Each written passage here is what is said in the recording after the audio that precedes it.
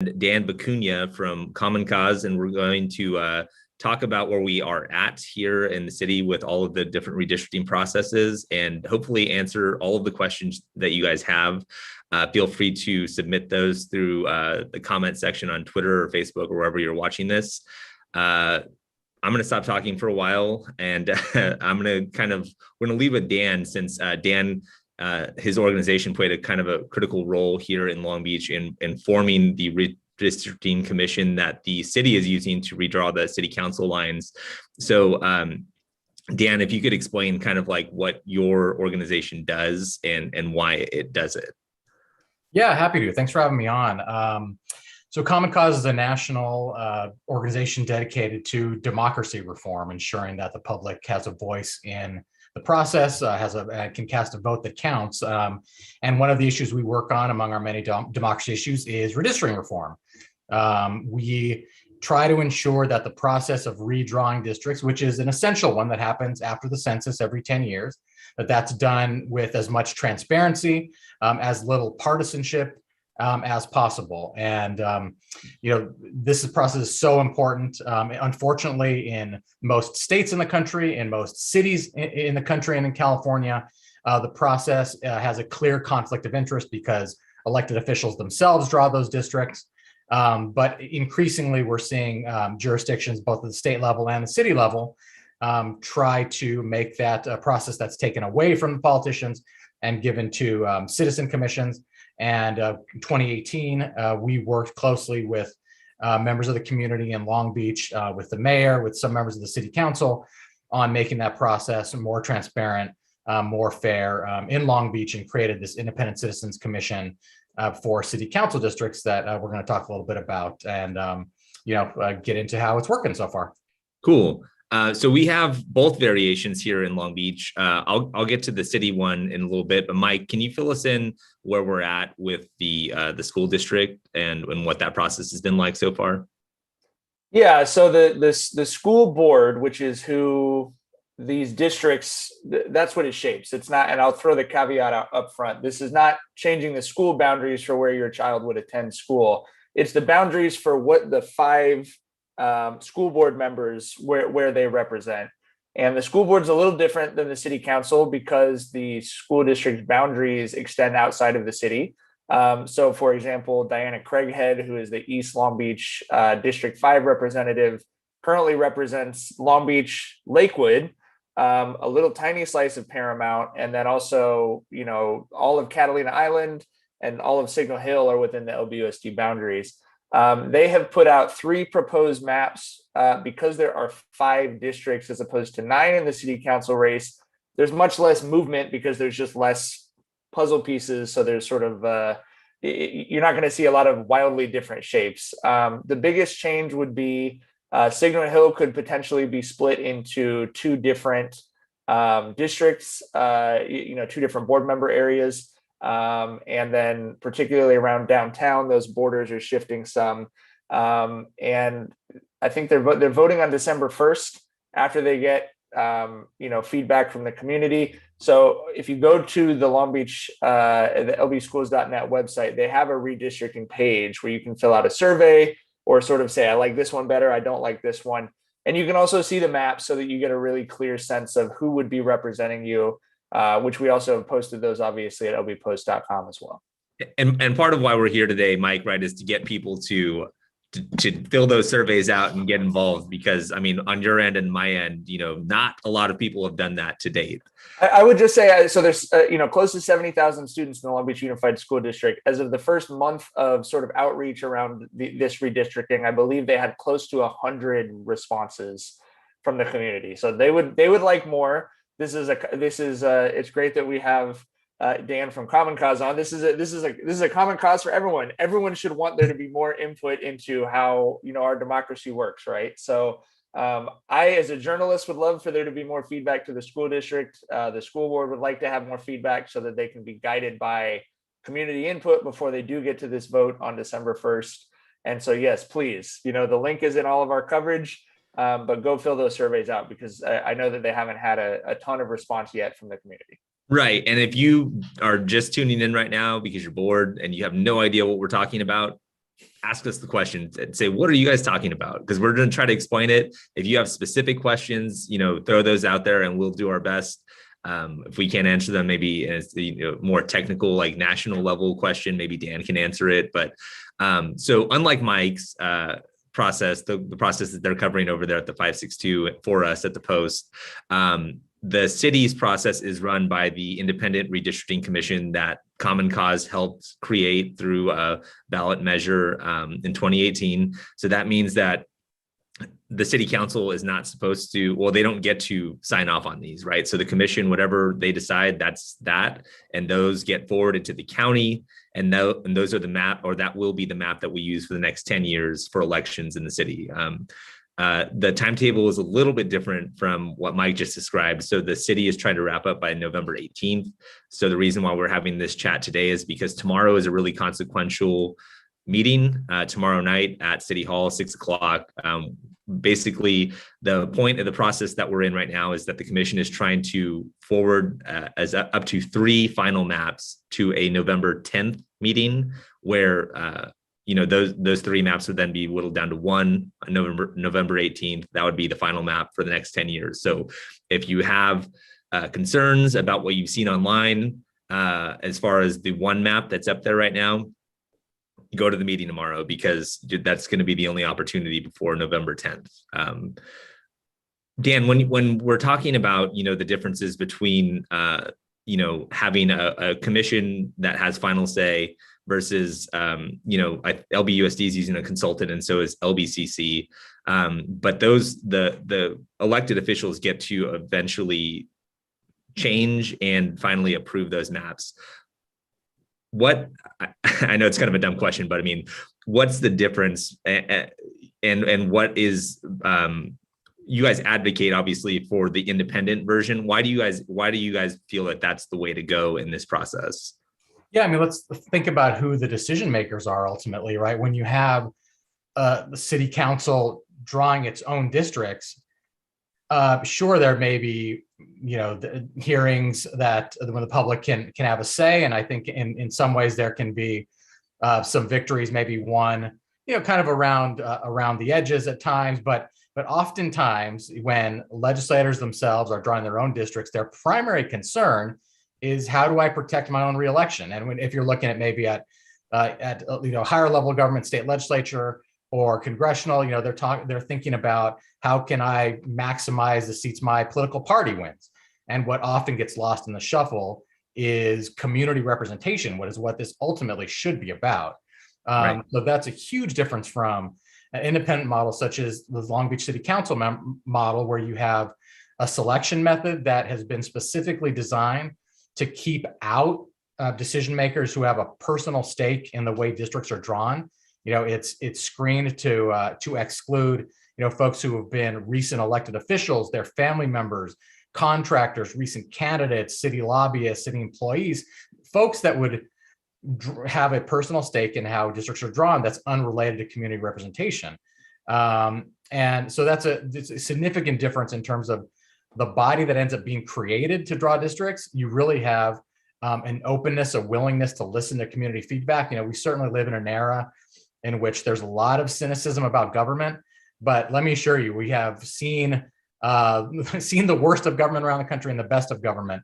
And an independent redistricting process, is truly the best of government, even when it's messy.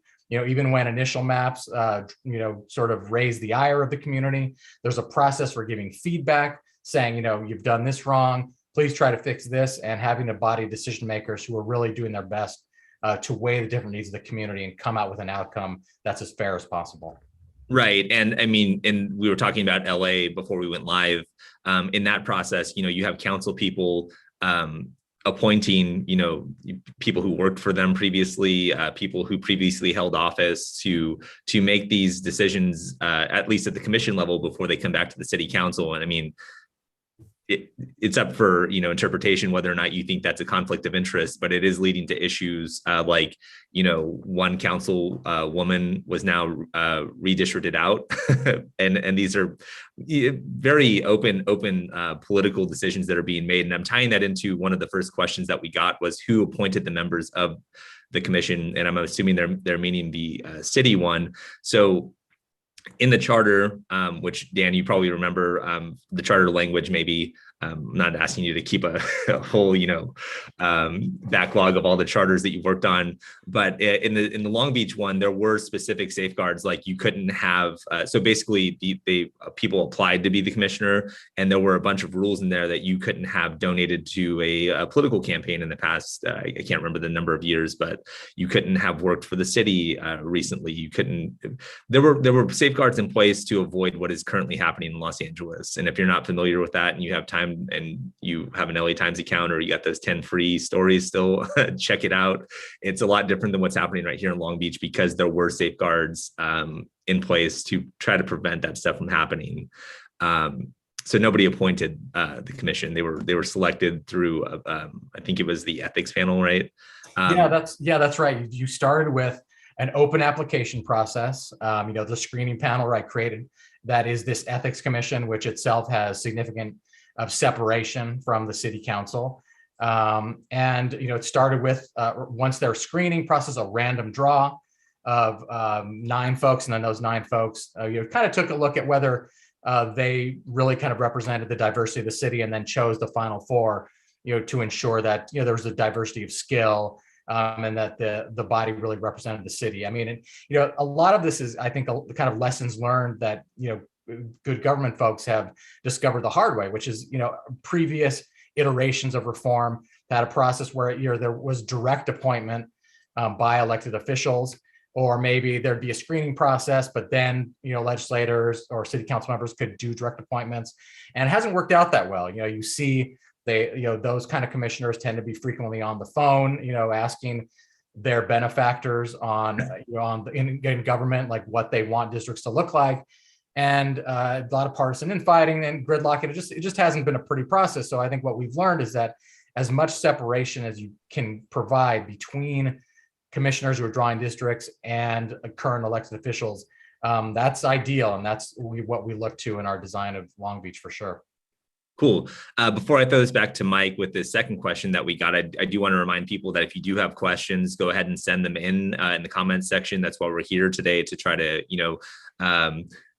get you all rallied up to go to the meetings this week and go talk about lines being drawn on maps, but they are important.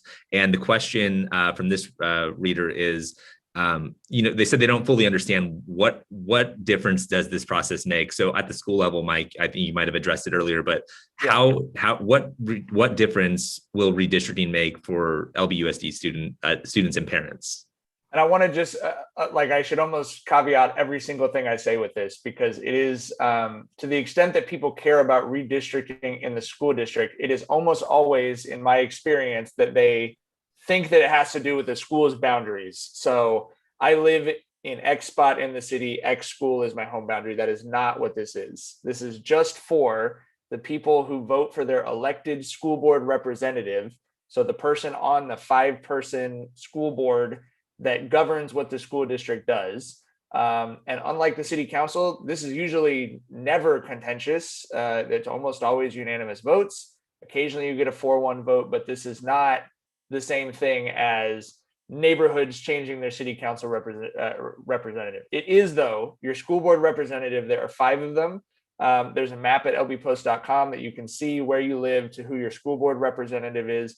And this is just changing the boundaries of the map for who would represent you in the school board. And I don't want to downplay its significance, because it is, sort of that bedrock of democracy. And obviously we've seen school boards become enormously politicized across the country over the last few months, with people attempting to, kind of at a ground level go in and sway what school boards are doing. But all this affects is you're represented by a city council person, a school board member, a congressperson, a senator, a mayor, a governor, etc. This is changing the boundaries of what school board representative would represent you. And there are some changes between the maps. The reason they're redistricting, just for the same reason that the city council and everyone across the country is redistricting, there's new census data, which means that in the city currently, if we kept the same boundaries for the school district, for the school board representatives, East Long Beach would be overrepresented you'd have 110,000 people represented instead of 100,000 because people don't live in the same spot they did 10 years ago. As we've got the census data, that's why they're rebalancing within a band, like a percentage that they're allowed to go up or down. That there would be 5 equally represented, equally represented slices of the city, which again, with the LBUSD includes a portion of Lakewood, a very small portion of Paramount, the entire island of Catalina, and the entire city of Sigma. Right. And on the city end, it's going to change potentially for some people, who your council representative is. And that means, you're going to have to call somebody the next time that there's a pothole that needs to be addressed on the street, or other things that you would normally call your current city council person for. That might change for you. You're still going to be able to go to all the parks in the city. You can still go to the beach, even if your council district doesn't touch the beach. I know there have been some comments that have kind of alluded to maybe that being an issue, but that's absolutely not true. Well, and if I can, it's the exact same thing for the LBUSD. 25%, I think it is, of kids in the school district don't go to school in the school district at their home school, right? So this does not change that you could apply for school of choice to a different school. It doesn't change what your home school is. All it changes is exactly what Jason said. You could wake up, if you are in one of the neighborhoods whose boundaries have changed, you could wake up with a different school board representative. And so that's why we're trying to get people to engage with it and understand that. And there is a unique situation in which some voters, because they might get moved. So in 2022, the odd districts are up for election. If they get moved into an even district, there are going to be some voters who are going to have like a 6-year gap between the last time they voted for a city council representative. So there's that. And up until last week, there was the chance that, their incumbent wasn't going to be eligible to run in their district. And the current map that's up right now, that's not a problem, but we'll see what happens tomorrow and what eventually happens, in November. Right now, it's kind of speculative. We do have some questions stacking up, though. So first one, I'll take care of, since I don't think Mike likes talking about Long Beach Airport. But somebody asked, how is Long Beach Airport going to be impacted? Is the current sound ordinance in jeopardy? Redistricting doesn't have anything to do with the sound ordinance. It's a whole thing, Dan. We used to have JetBlue here, and they left. A lot of drama at the airport, but the noise ordinance has nothing to do with redistricting. That has to do with how loud the planes are and whether or not they, fly between 7 a.m. and 10 p.m. And so that no bearing on that. There are, however, more districts touching the airport. There were some people who were groups of people that showed up that said that it was important for their council district to touch the airport for them to have a vote on it. Again, that was kind of puzzling to me, because every time the council votes, there are 9 of them, and they usually do vote on airport related items. Next question, though. So, and I'll pair this off for Mike to answer too, because I'm not sure of the answer. Other than going to the meetings, other than going to the board of education meeting, how can people get involved in the process? Yeah, so, and this is something I wanted to bring up, because I thought this was really unfortunate, but the last school board meeting that was held 6 days ago, that people could have gone and given public comment about these redistricting maps. That school board meeting, which has been scheduled for quite some time, that happened at the exact same time as the redistricting commission meeting that Jason covered. So it literally was not really possible for you to go and make your voice heard on who's going to represent you at the school board and city council level. So the school district has set up, and I'm going to go ahead and just give the address to make sure that I have it right. If you go to lbschools.net, on the top bar, it says offices. If you go to offices, you can go to Board of Education. Under the Board of Education menu, there is a redistricting 2021 website. They do also have that tab somewhere else on the front page. But again, lbschools.net, offices, Board of Education, redistricting 2021. There are Google surveys in English and Spanish.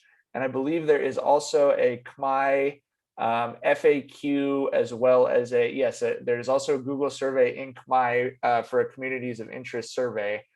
So there is a way on that website to go and make your voice heard with those Google surveys. And I think, from what they've been saying in the school board meetings, that's what they'd really like people to do, just because the school district, like all public education entities, is very data driven. And so when they get that stuff in through the Google surveys, I think that's probably easier for them to aggregate and kind of sift through what they get. So definitely, even if you don't want to go to a school board meeting, I actually think as someone who covers the school board meetings, they can be hours long and this is just one slice of it. Go to that website and fill the surveys out to make your voice heard. That would be my suggestion. I think that you could do that. It's easy for you to send the link to other people. And again, the language access is great because they've got English and Spanish and Khmer. I'm gonna bring Dan in right now again. Sorry to keep you down there lonely, but I'll quickly answer the city end of that. So because the meetings are not they're not hybrid, you will unfortunately have to go to the meeting if you want to give like verbal public comment, or you can go Google Long Beach redistricting. It has its own website, and there's a portal in there where you can submit, feedback. You can send an email with your concerns. I think they may still be accepting maps. There's a cool little map drawing tool on the website. It's just Long Beach redistricting. But Dan, something crazy, since we've been in a crazy 2 years, the census was released incredibly late this year. And that's put a lot of these redistricting commissions in a time crunch to get these out, at least in the Long Beach scenario, in half the time that they were supposed to get, according to the city charter. How difficult is it to do this work in half the amount of time that you would normally get? Yeah, I mean, it's a challenge. You've seen different redistricting bodies around the country deal with it differently. Some of them had to go to courts to get approval to have extensions of deadlines, including California's statewide commission, which had, constitutional deadlines. Common Cause was an advocate of that, and we sort of put in specific deadlines, thinking this is a good way to make sure, politicians can't screw with the process. And then there was a global pandemic, which we didn't foresee, so had to fix that. Yeah, it's difficult, but I think, fortunately, when you've got kind of the commission model, there is a desire to find a way to get robust public feedback. I think in a lot of places around the country, we see, legislators are using it as an excuse to move quickly, do things behind closed doors. But I think, the Long Beach Commission and others like it, California's commission statewide, are trying to, increase the number of meetings they have, get around the state with greater efficiency, and try to get as much feedback as possible. So I mean, it's been a challenge, but they're finding a way. Yeah, and and you mentioned the cynicism that's attached to government at this point in time in human history. I will say that in my observations of this commission, they have really listened to the public, and literally almost everything that has been brought up as a concern or a want or a need by specific constituency groups has been reflected in the map. Somebody asked about how to view the maps. So you go to, it's longbeach.gov/redistricting. And on the front page, it says view the draft maps. The one map that is under consideration right now is called the IRC draft map 1. Go ahead and click on that by itself. You can zoom in, see exactly what streets are included in the district lines as presented in that version of the map. We have another question here. The city of Long Beach already has a very diverse city council. Is it really necessary to make drastic changes to council district maps? Anybody want to take that one? I mean, I'll give it a first shot. I think the answer is we'll see. I mean, I think this process should be driven by community input. It's never been driven by community input primarily before in the city, because it's been drawn by city council members. So I think it's entirely possible that some version of current districts may reflect where boundaries should be, but I think it's imperative that this decision-making body get all the public input they can, and including people talking about their own communities where they live, the landmarks that are important to them, the kind of things they need to organize around from an environmental perspective, or public park space, whatever the case may be. Make their pitch about their communities and let the commission listen, and then let the chips fall where they may in terms of districts. I think, I'm not sure yet. We don't know. Right. And you mentioned this earlier, that, part of redistricting is, it's a legal requirement that literally is rooted in the origins of the Constitution. Like, we just needed to know how many people were who were living in a certain area and try to divide up the lines so everybody had equal representation. That way you didn't have 20 people with one representative and 2 people with one representative, because then, certain people have an outsized vote.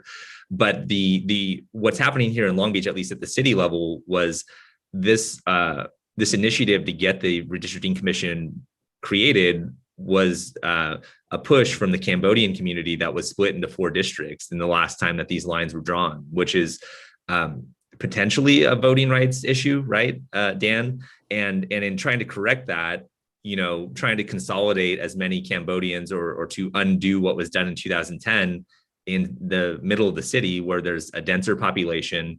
You have so many people living in a small area that if you move a few blocks in what is current day 6th district, you got to make big changes in where I live over by the traffic circle, where the density of the population is not nearly what it is in central Long Beach. So that's anybody confused as to why the 5th district and the 4th district are so gigantic and the 1st district and the 6th district are small. It's because of how many people live in such a small area versus, the big suburban sprawl on the east side of the city.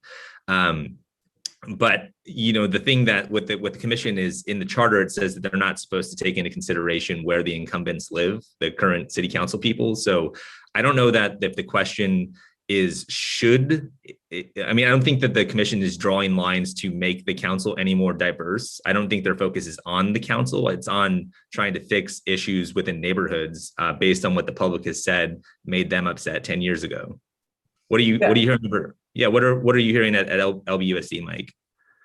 Well, again, because the districts are so much bigger with 5 of them as opposed to 9, there's just the movement's much more at the margins. So I don't think, unlike where, I've certainly heard from quite a few of my friends who are Cambodian, as well as quite a few people in the Black community in Long Beach, there's a lot of tension over how the 6th district boundaries move, potentially in consolidating one council group for the Cambodian community potentially splits the Black community in Long Beach up, right? There's a lot of those concerns.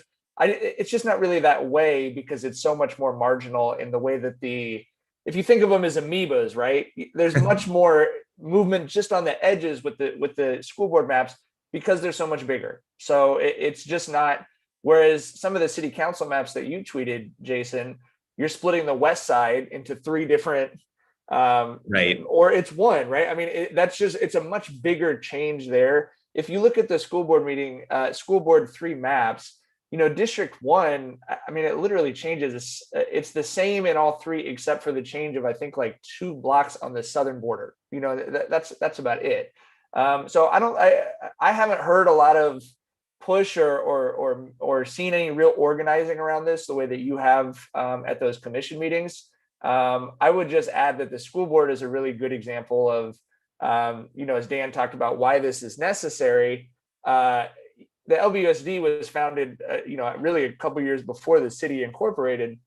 You can imagine why we would need to change the boundaries and reevaluate those, because if we kept the original boundaries, or we kept the boundaries from 70 years ago, East Long Beach didn't exist, right? North Long Beach was, at that time, it was agriculture. So it's important that we reassess these things and go over them. And it's also, it's a big change in the city that you go to neighborhood representation, because the school board used to be really ruled, just by East Long Beach. It was just some very, very concerned people who would get together and they could move more people than would vote anywhere else in the city. So by creating the neighborhood representation, you actually allow North Long Beach or downtown Long Beach to have its voice on the school board, which is why we're doing this and making sure these boundaries stack up to equal representation in 5 parts. Right. And I should clarify that these changes, at least on the city end, are not specifically because of the Cambodian population. There are some very real census issues in terms of unequal population growth that happened in the city over the past 10 years that needed to be addressed, because you were talking about deviation. The city has a 10% deviation limit, and if you were to leave everything as is right now, it's almost 15%, I think. So there needed to be some movement, and unfortunately, not a lot of people moved into or left East Long Beach because there's nowhere to go. A lot of the changes are happening on the western side of the city. So it's not that the commission's like, focusing or targeting a certain part of the city. That's just where the undercounts, which, I mean, that's a whole different 30-minute conversation that we could have with the issues with the census and people not answering it for, because they didn't want to open the door during the pandemic or because they were afraid of getting deported if they answered the census. I mean, that there people who study this very closely, much closely than at least you and I, Mike. I don't know, Dan might be, closer to it, but I mean, are saying that the undercounts this year are way worse than they've ever been. We're about the 30-minute mark right now. We got one more question. We'll squeeze this in. I'll answer it really quickly. Somebody asked, sometimes business corridors, it looks like they're getting split in half in some of the maps. What are the pros and cons of that? I mean, the pros would be that you'd have 2 council people to advocate for. I know that, I mean, people have different views on it. Like the business community here was one of the organized efforts last Wednesday. They showed up and they said they wanted to have, all the tourism, the hotels and the restaurants and the Queen Mary for some reason in one district. And I guess they view it easier to deal with one council person than the other. But I mean, if you had 2 really effective council people and they got to split a business corridor, that could be a good thing. You have twice. I know that some of it's not just, you're talking about being able to influence or talk to one person, right? Means a lot of different things. But you would think if you're going from purely a democratic perspective, wouldn't you rather have 2 of the 9 people advocating for you rather than 1 of the 9? Yeah, I mean, that's just my, I don't know what it's like being a council person or a business owner because I'm neither.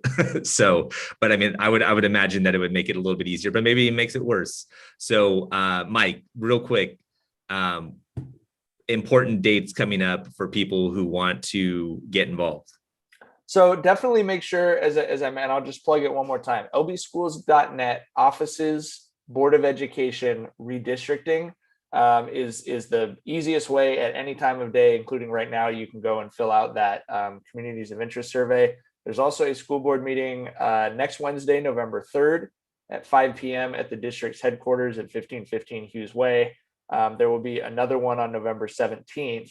And I believe they're going to do some community forums, although I don't have those dates handy, or I'm not sure if they've been pushing that out yet. And then December 1st is when they will actually vote on the new school board maps, so that they can go to the city council meeting that Jason will be covering the next week to be certified or finalized or whatnot.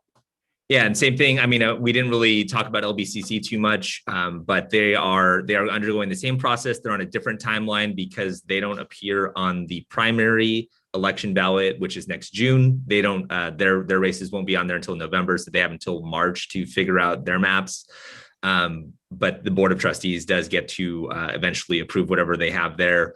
As far as the city, we have a very important meeting tomorrow, I would say, because it's not hybrid. If you really want to be there and you want to speak out and have a voice on the maps that may or may not get drawn tomorrow night, I would say show up. It's at City Hall, 6 o'clock, bring some water, probably some snacks. It's going to be a long night. November 10th would then be the final draft map hearing. So they possibly have 3 maps to try to pick one. That would move on to the November 18th meeting, which is where it'll be just a straight, up or down vote on that. No real deliberation. They do technically have until the December 7th, but we'll see what happens over the next few weeks if they have to add more meetings. But yeah, that you can go to longbeach.gov/redistricting. At the top of the page, there are a number of tabs. How to get involved is pretty self-explanatory. There's a community of interest form, the mapping tool. You can submit your own maps. And then you can go through the archive of the meetings if you want to go back and watch everything that this commission's talked about since last year. I'm sure everybody wants to do that. Dan, before we get out of here, I've read the editorial in the LA Times last night. Sounds like more places want to switch to the model that Long Beach and a handful of other cities have already done, or at least they're getting pressure from the local newspapers because independent redistricting, while we're going through some I don't want to call them growing pains, but it's the first year. It's the first time the city's ever done this. There's going to be things to learn from, right? But I'll give you the floor just to make the case again for why you think that that's the way to go. Yeah, thanks. I mean, it's just a huge difference in the opportunity for the public to make their voices heard. When you have independent commissions like in Long Beach, you have citizen commissioners who are trying to do the right thing, trying to do right by community. So, I just hope that anybody who's thinking of getting involved doesn't find it intimidating. Nobody, I think either with the school board or the Long Beach Redistricting Commission is looking for people to come in with, full maps. Just go in, talk about your community. If you go to commoncause.org/CA, we have some great local redistricting tools to take a look at and get you ready for that, or at redistrictinghub.com. Just a great bunch of checklists, ways to think about if you want to give testimony, learn how to go to, sort of draw your own maps, community maps on districtr.org. Just a lot of tools on how to do that. So we urge you to get involved. It's hugely important. Great. Well, thanks guys for joining us, everybody out there in the interwebs. If you guys want to, Mike usually covers way more interesting stuff than this, high school sports. If you need to know who won, who's going to win, or what stadium is going to get built or not, go to the 562.org. They got a way to, donate to them. Same thing, lbpost.com. We got a little, red support logo up there. If you want to, give us money to keep reporting, if you want to give them money and tell them not to let me do this ever again, you could also put that in the notes. But yeah, thanks guys. And like I said, show up, get involved. It's an important process. I know it can be, maybe it doesn't seem like the most interesting thing, but it will be interesting eventually because it's democracy. So thank you, Dan and Mike and everybody else. Have a good rest of your Tuesday. It's Tuesday. Have a good rest of your Tuesday.